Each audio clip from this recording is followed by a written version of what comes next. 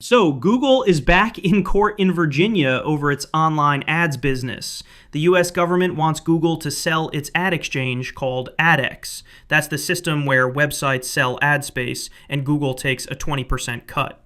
Regulators say Google unfairly tied AdX to another tool it owns, the Publisher Ad Server, which websites use to manage ads. This, they argue, gave Google monopoly power. The government's lawyers say the only way to fix this is to make Google sell AdX completely. The judge in the case already ruled Google broke the law in ad tech, and now she'll decide the punishment. Google's lawyers fired back, saying selling AdX would be radical and reckless and would actually hurt competition. Instead, Google offered to change some policies to make it easier for websites to use rival ad platforms, but officials say that's not enough.